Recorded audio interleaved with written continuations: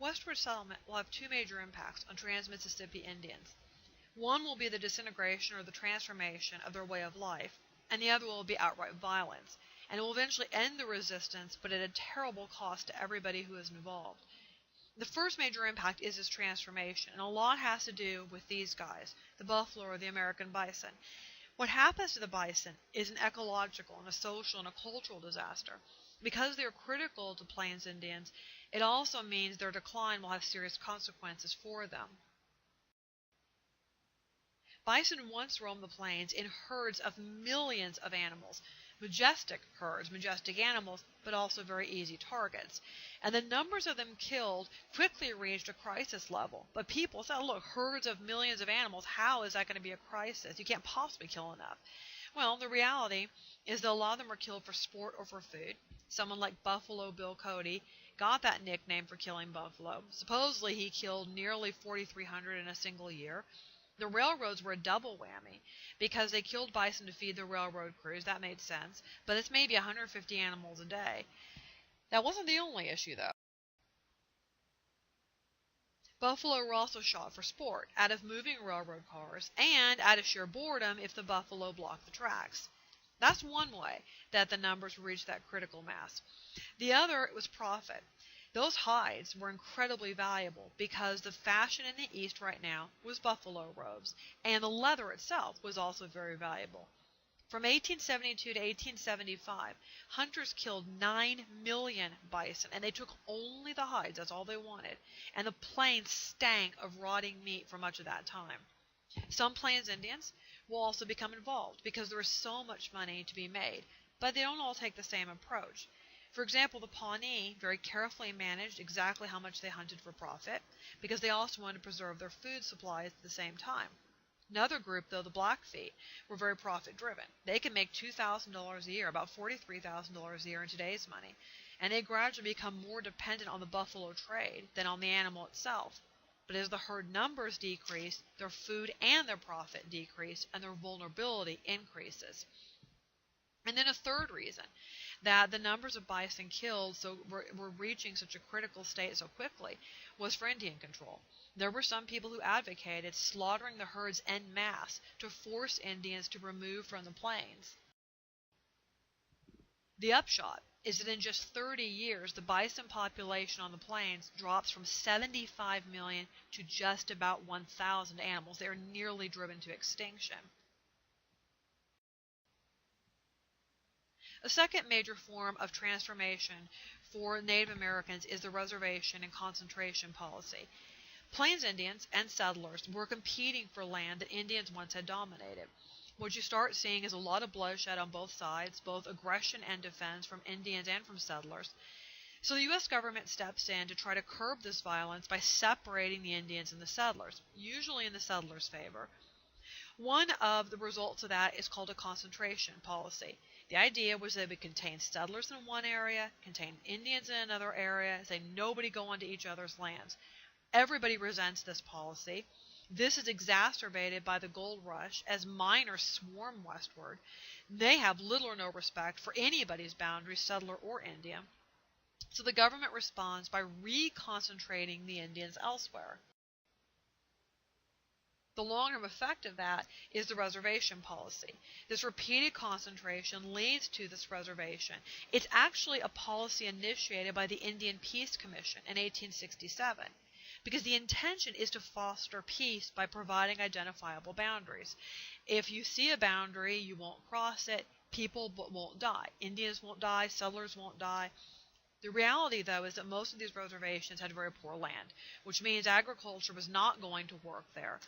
But the confinement means that you can't leave and hunt, and you can't easily relocate. It's terribly disheartening to native morale, and this nationwide policy will eventually backfire because it only increases the tensions and the mutual resentment between Indians and settlers.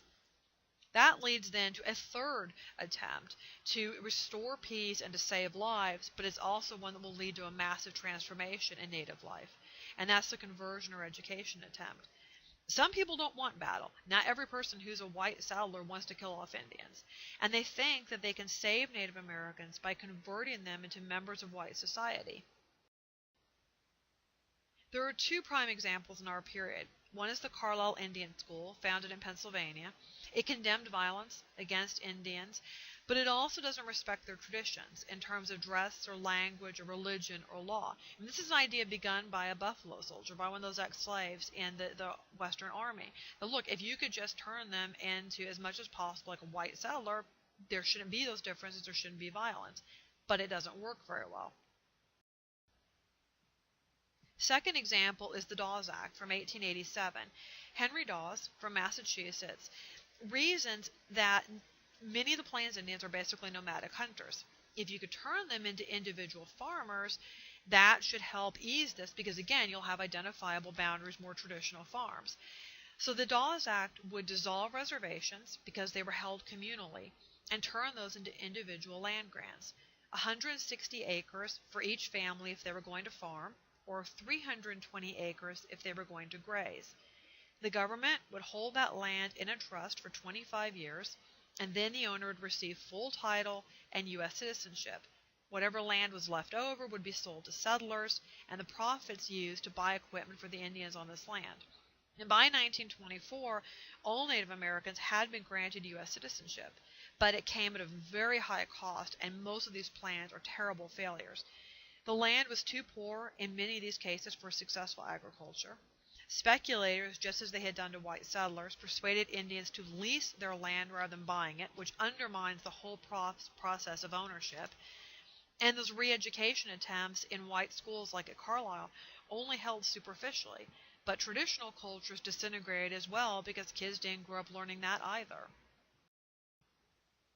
There were a lot of well-meaning advocates who were particularly horrified by the violence of this conflict. One of the best examples is Helen Hunt Jackson. In 1881, she writes a book called A Century of Dishonor, and the whole purpose was to create an awareness of this Native cause. But despite all these advocates, conflict and violence do become more of the norm. So much so that you see a period from 1860 to 1890 called the Indian Wars, and it ends about 1890 on a horrific note. But there are several examples from our period that capture just how brutal white-Native relations had become in much of the West. One of those examples is at Sand Creek, Colorado in 1864. Cheyenne and Arapaho had been persuaded to move westward as part of a treaty arrangement. But the territorial governor persuaded families to settle at Sand Creek and promised them protection there. But an Army colonel named John Chivington ignored that promise. He will later claim he believed that the Cheyenne and the Arapaho there were hostile. So about 600 Cheyenne and Arapaho, 2/3 of them women and children unarmed, were camped at the creek. Most warriors were away hunting, which means everybody armed was away hunting. Just about sunrise one morning, Chivington's men rode into the camp, some of his men already under protest because they suspected what he might be up to, and they meet with tremendous confusion and panic. There has been no sign that there's supposed to be a meeting on this day. Most anybody who would be involved in the meeting is off hunting. So Chief Blackkettle comes out and stands by his lodge under two flags, one an American flag and one a white flag, basically a flag of peace. And many people will gather under those flags to make their peaceful status clear. Several old men even approach Chivington. He orders them shot on sight. The militia attacks. Not all the militia. There were a number of men who absolutely refused to engage in this, and they will testify against Chivington later on after all this is over. But those people who do attack kill 450 people, even the infants, because, as Chivington said, nits make lice. He specifically ordered children to be killed. There is almost universal outrage against what one of the officers called a foul and unjustifiable crime. In the trial that follows, because Chivington is tried for this, in the trial that follows, there are a number of his officers who do explain that many of these people were unarmed, most of the people were unarmed, that they did not fight back, that they had no reason to suspect them. But even with instances like this and the outrage that comes from it, the pattern of conflict will only escalate over time. Another example from our period comes from the Nez Perce. The Nez Perce are being pushed pretty hard by the army across Idaho. So under Chief Joseph, they refuse to surrender. But if they're not going to surrender, that means they either have to run or they have to fight. Joseph wants to avoid an armed conflict. He's had enough of this, so he chooses to make a run for it. He leads the army on a 1,500-mile-long chase across the plains and the mountains until finally they are caught just 30 miles from the Canadian border. The Nez Perce were exiled to Oklahoma. It outraged a lot of people across the United States, because Joseph had been a fair and an honorable leader. He had forbidden his warriors from scalping civilians, and he routinely had purchased supplies he very easily could have stolen. And then comes a third example in our period, and that's the Battle of Little Bighorn in 1876. By this point, the army is clearly winning the Indian Wars, but the war is not over just yet. And as it turns out, General George Custer's inept leadership could have turned the tide if a native alliance had held. In 1867, the Sioux agreed that they would retreat to a reservation in the Black Hills of the Dakota Territory, promised protected hunting ground there. In 1874, General George Custer leads an expedition into the Black Hills in search of gold. They do find gold, and as you might expect, miners come pouring in. The Sioux are like, fine, pour in all you want. You can look for all the gold that you want, but we're going to keep on hunting because that's what the treaty allows. Eventually, a conflict breaks out. The army moves in against the Sioux, led by George Custer. Custer found the main body of the Sioux camped on the Little Bighorn River. But there are about 2,000 of them, plus some Cheyenne, and Custer only has 200 men with him. He sends out scouts to see what the situation is like on down the river. They come back and report the odds are even worse. Sitting Bull has brought together more than 4,000 Sioux, Cheyenne, and Arapaho at another camp. The Custer scoffs at the scouts' report. He says, look, yeah, there's a lot of them, but more than likely, they're probably going to run if we attack. And he scoffs at the direct orders he is under not to attack. Now, General Custer is made a general at only 23. It's a battlefield commission because his commanding officers are killed during the Civil War. He is a very impulsive leader. Has a bit of strategy about him, but he is impulsive. He decides that he is going to attack on his own. There are also all kinds of theories that Custer was not the best liked among the Army officers, and that a number of his fellow officers said, sure, go ahead to Little Bighorn and we'll catch up to you and support you. And they waited and waited and waited as long as they possibly could to drag it out, knowing he would probably attack. But he does attack. He is convinced that these Indians, all 4,000 to 6,000 of them, will go on the run. So Custer orders his by now 600 men to attack Sitting Bull and Crazy Horse's combined forces. The result, as you might imagine, is complete annihilation. The only survivor from the army is a horse named Comanche. But what happens next is not what you would expect. The Sioux and their allies don't press their advantage or even maintain that alliance. There's all kinds of internal politics going on there too. As that alliance begins to fall apart, the army regains the offensive. The next example from our period happens in 1886 with the capture of the Apache chief Geronimo. It is the removal of another dynamic leader from the Indian Wars. Geronimo and his men had been raiding back and forth across the American-Mexican border for years. They always get caught, they always escape. Again, Geronimo and 16 of his men are caught, and they're sent to an Arizona reservation. They do escape. Now they are being pursued by General Miles. Miles makes an offer of peace, promising Geronimo can be with his family if he is ready to surrender.